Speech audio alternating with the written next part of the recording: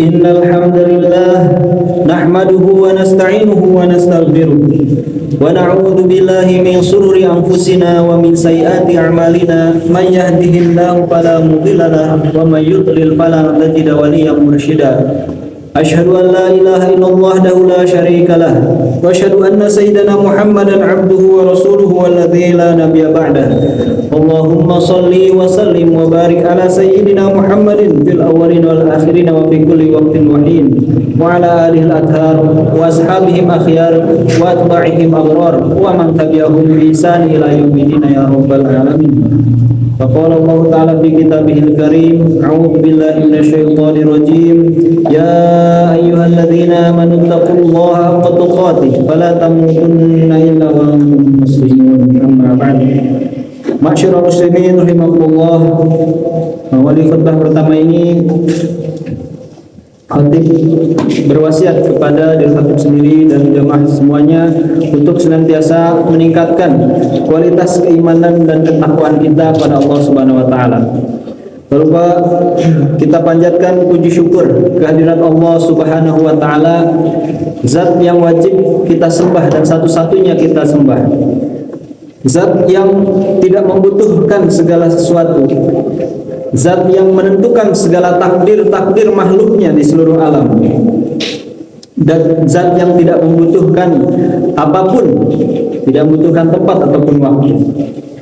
Lalu selawat serta salam semoga kiranya tetap tercurah terlimpah ruah kepada junjungan kita semua, qudwatun hasanah kita semua, yaitu baginda Nabi Muhammad sallallahu alaihi wasallam, kepada keluarganya, kepada para sahabat, tabi'in dan seluruh umatnya sampai akhir zaman. Semoga kita termasuk menjadi bagian yang kelak mendapatkan syafaat dan yaumil akhir. Amin ya rabbal alamin. Jemaah Jumat yang dirahmati Allah, tidak terasa kita sudah sampai di penghujung bulan Ramadan, dan bagi sebagian mungkin sudah ada yang merayakan Idul Fitri. Tapi yang penting dari itu adalah bagaimana kita melihat perjalanan Ramadan kita.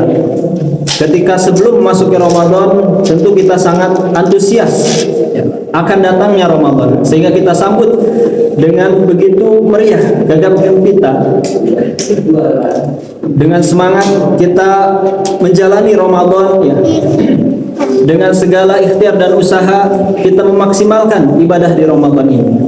Maka tugas kita sekarang di penghujung dari Ramadan ini adalah berikhtiar bagaimana amalan-amalan selama Ramadan kita agar diterima di sisi Allah Subhanahu wa taala, dan lebih penting lagi bagaimana agar kita bisa beristiqomah di jalannya.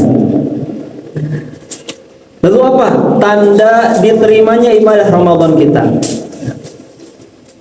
Terkadang kita hanya mengenali bahwa haji, ada istilah haji yang mabrur, haji yang diterima, makbul, mabrur, yang sukses, yang terlaksana segala tata caranya, syarat rukunnya, sampai bisa kembali ke tanah air.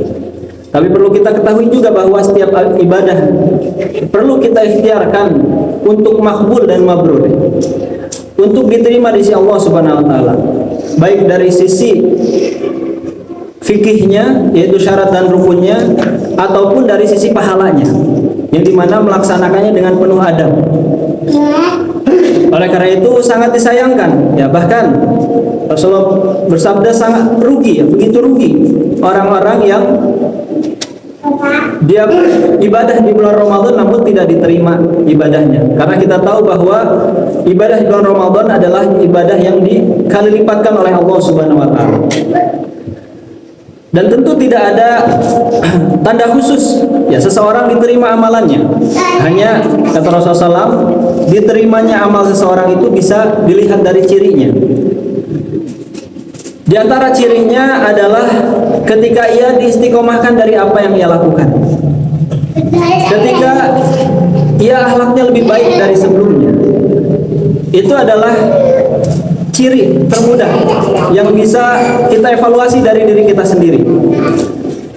Apakah setelah ini, setelah Ramadan berlalu, ibadah-ibadah yang kita biasakan di Ramadan masih dilakukan dengan semangat yang sama atau tidak?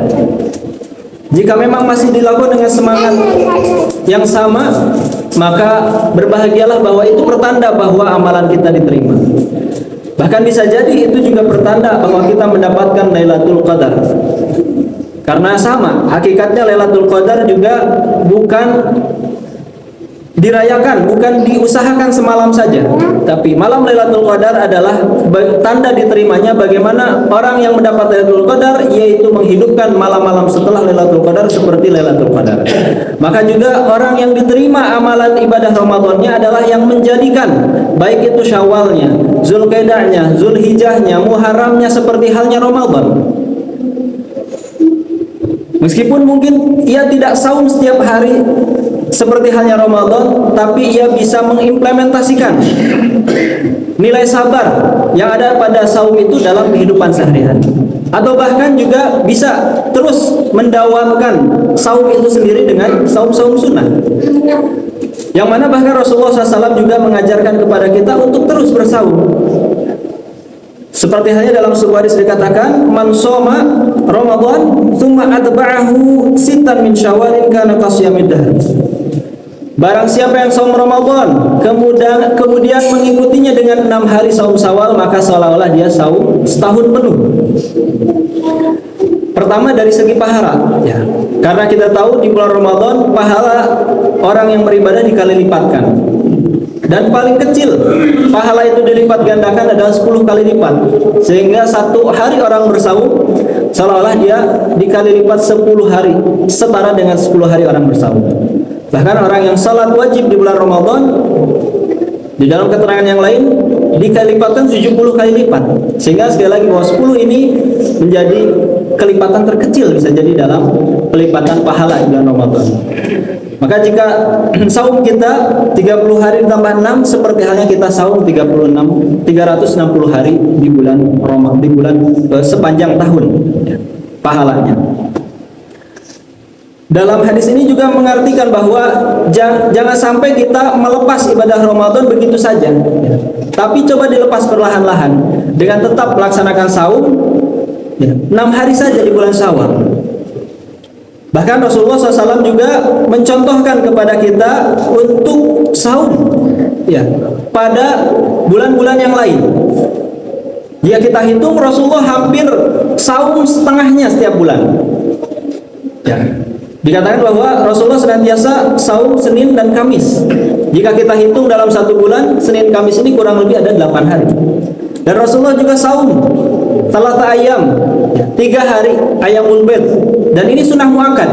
Artinya Rasulullah selama hidup hampir tidak pernah meninggalkan amalan tersebut. Berarti di bulan yang lain selain Ramadan, standar Rasulullah saum itu adalah seminimalnya 8 tambah 3 hari, yaitu 11 hari. Sudah hampir lebih dari sepertiganya dari sebulan, ya. Belum kita dapatkan bahwa terkadang Rasulullah mendapati di rumahnya tidak ada makanan.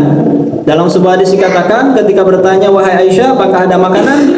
Pagi ini kata Sayyidatuna Aisyah, tidak ada makanan. Ya sudah, saya saum. Artinya Rasulullah pun saum di luar dari hari-hari tersebut, ya. Maka bisa kita lihat bagaimana keimanan beliau tetap tumbuh dan berkembang, ya, bahkan mencapai derajat tertinggi. Dan begitu pun juga para sahabat-sahabat Rasulullah SAW. Bahkan Rasulullah pernah menegur seorang sahabat bukan karena kurang ibadahnya, tapi justru karena berlebihan, ya, karena dia saum setiap hari, ya. Dan bertanya, Rasulullah, saya sudah sanggup saum Ramadan, apa yang bisa saya lakukan saum yang lain? Saum Senin Kamis. Sanggup saya Rasulullah Senin Kamis saum 3 hari bulan Ramadan. Sanggup saya Rasulullah saum dengan jumlah itu. Maka sebaik-baik saum adalah saumnya Nabi Daud, yaitu sehari saum sehari tidak. Lalu datang lagi sahabat tersebut, ya Rasulullah, saya sanggup, bisakah saya saum setiap hari sepanjang tahun? Kata Rasulullah, cukup, ya. Dicukupkan dengan saum Daud, ya. Jadi tidak dianjurkan jika tidak karena alasan dan tujuan tertentu untuk saum setiap hari sepanjang tahun. Maka kita lihat bagaimana semangat para sahabat dalam menghidupkan ibadah saum ini, ya, dan juga menjadi rahasia kenapa di zaman Rasulullah para sahabat punya fisik yang kuat dan kondisi yang sehat, ya. Menurut para peneliti, Bahkan peneliti barat sekalipun menyampaikan bahwa saum ini salah satu dari solusi, ya, yang mana begitu banyaknya permasalahan kesehatan di kita. Rasulullah pun bersabda, sumu fasihu. Ini sabda Rasulullah SAW. Saumlah maka kamu akan sehat. Ternyata setelah diteliti, yang paling mudah kita terima secara logika, saum artinya mengurangi, diantaranya mengurangi makanan yang masuk ke dalam tubuh. Dan di zaman yang serba cepat, serba ada ini, kita tahu bahwa kebanyakan yang makanan yang kita konsumsi itu menimbulkan penyakitnya lebih besar. Baik itu banyaknya kita mengkonsumsi glukosa, ya, glukosa. Lalu juga makanan-makanan yang menyebabkan tingginya insulin dalam tubuh sehingga menyebabkan juga banyaknya kemungkinan besarnya lebih rentan terhadap penyakit. Maka saum ini menjadi salah satu dari solusi alami yang bisa kita laksanakan dalam menjaga kesehatan kita, dan bahkan banyak yang melakukannya atas nama diet, ya.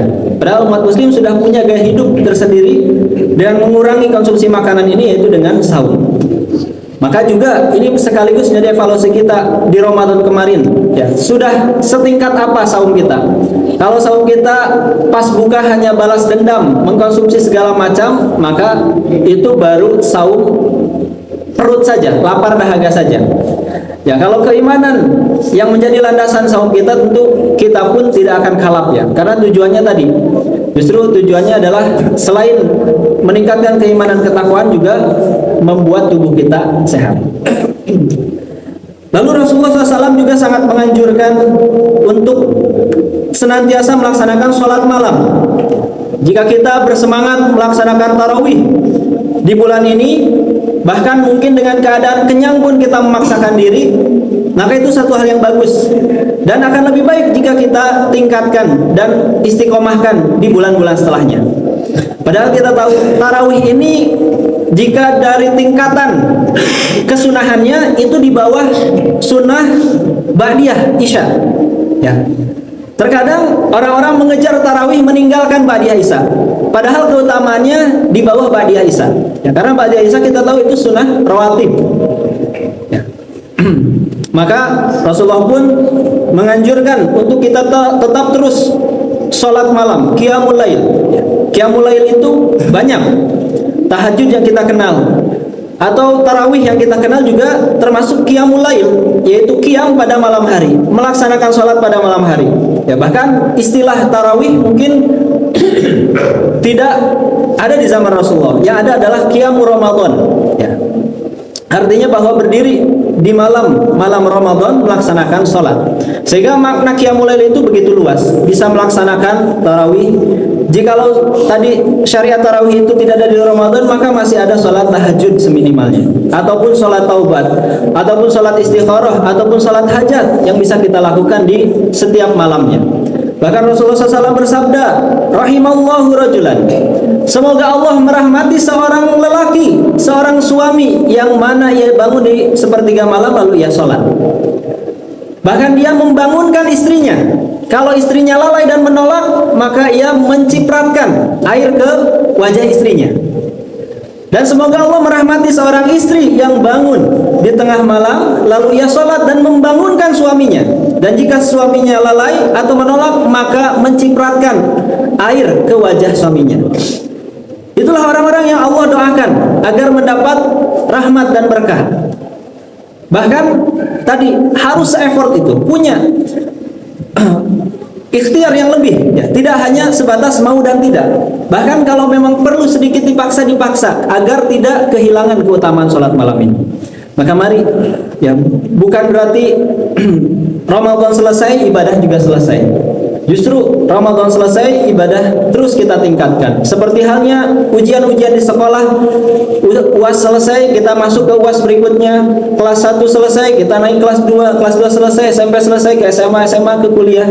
Ya, maka sama, seorang hamba pun dari Ramadan ke Ramadan harus terus meningkat. Jika ia tidak meningkat, maka dia sama dengan yang sekolah dan remedial terus, tidak naik kelas, ya. Maka akan ada di level itu terus. Maka mari tingkatkan dengan apa yang bisa kita tingkatkan, ya, kita ikhtiarkan dengan apa yang bisa kita ikhtiarkan. Jikalau kita belum bisa seperti halnya salat tarawih setiap malam, mungkin bisa 11 rakaat ataupun 23 rakaat ataupun berapapun rakaat, maka mungkin bisa mengistiqomahkan 2 atau 1 rakaat saja seminimalnya. Ya, karena yang paling dianjurkan dari salat malam adalah witir. Jadi caranya boleh setelah sholat isya berjamaah di masjid, lalu sholat sunnah ba'diyah, lalu tambah 1 witir. Itu seminimal-minimalnya kita melaksanakan sholat malam. Kalau khawatir kita tidak bangun sebelum subuh. Dan kalau kita tadi tidak sanggup saum Daud, maka cukupkan dengan apa yang Rasulullah contohkan, Senin Kamis dan 3 hari di pertengahan bulan, ataupun cukup setiap Senin ataupun cukup setiap Kamis, untuk kita bisa mendidik diri kita, keimanan kita agar bisa terus meningkat di sisi Allah Subhanahu wa taala. Aku lupa lihat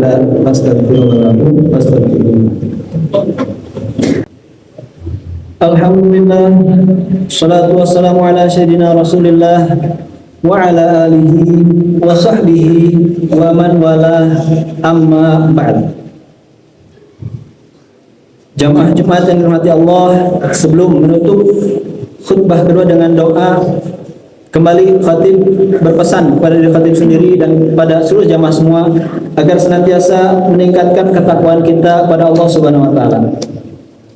Dan satu hadis lagi yang ingin khatib sampaikan, di antara kutipan hadis dalam Sahih Bukhari dikatakan bahwa innamal a'malu bi khawatimi. Sesungguhnya amalan itu tergantung dari akhirnya, tergantung dari penutupnya. Maka bagi sesiapa yang masih melaksanakan saum di hari ini, masih ada kesempatan sebelum matahari fajar Id terbit, kita untuk menjadikan Ramadan ini husnul khatimah. Mungkin ada ibadah-ibadah kita yang belum maksimal. Mungkin kita masih melakukan dosa, melakukan maksiat. Maka mari di waktu yang masih tersedia ini kita bertaubat kepada Allah Subhanahu wa taala. Mungkin pahala Ramadan kita tidak dapat di 30 hari ini karena kita lalai. Tapi bisa jadi ya 1 detik sebelum selesainya Ramadan ini kita bertobat pada Allah dan Allah terima tobatnya, sehingga kita menjalani setelah Ramadan seperti halnya bayi yang baru lahir tanpa dosa. Jadi jangan sia-siakan waktu-waktu akhir ini, kita jadikan saum kita, Ramadan kita menjadi husnul khatimah, menjadi akhir yang baik ya, sehingga kita bisa mencapai dengan apa yang Allah tujukan dari ibadah saum ini, yaitu la'allakum tattaqun, yaitu orang-orang yang bertakwa.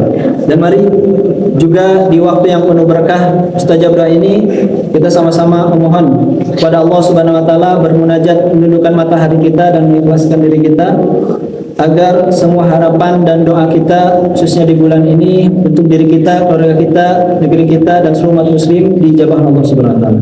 A'udzubillahi minasyaitonir rajim. Bismillahirrahmanirrahim. Alhamdulillahirabbil alamin, hamdan syakirin hamdan naimin, hamdan yafi ma huwa fi manzilah, ya rabbana lakal hamdu kama yanbaghi li jalali wajhikal karim wa 'azimi sultanik. Allahumma shalli wa sallim wa barik ala sayyidina Muhammadin wa ala alihi ajma'in. Allahumma ighfir lana dhunubana wa liwalidayna warhamhuma kama rabbawna shighara wajzihim bil ihsani ihsana wa bi'ati ghufrana. Allahumma rabbana faghfir lana dhunubana waghfir muslimina wal muslimat, mu'minina wal mu'minat, al ahya minhum wal amwat, innaka sami'un qaribun mujibud da'awat. Allahumma aslih lana dinana alladhi huwa ismatu fi amrina wa aslih lana dunyana alladhi fiha ma'ashina wa aslih lana akhiratana allati fiha ma'adina waj'alil hayata ziyadatan lana min kulli khair waj'alil mauta rahatan lana min kulli syarr. Allahumma taqabbal minna siyamana wa qiyamana wa ruku'ana wa sujudana wa sadaqatina wa zakatana. Rabbana hab lana min azwajina wa dhurriyyatina qurrata a'yun waj'alna lil muttaqina imama. Rabbana atina fid dunya hasanah wa fil akhirati hasanah wa qina adzabannar. Wassallallahu ala sayyidina Muhammadin wa ala alihi ajma'in. Alhamdulillahirabbil alamin. Wassalamu ala inna Allaha wal ihsan wa yanha fashal wal munkar wa la ya'idukum ala qadri fadlullahi alazim yadhkurukum wa dhikrullahi akbar.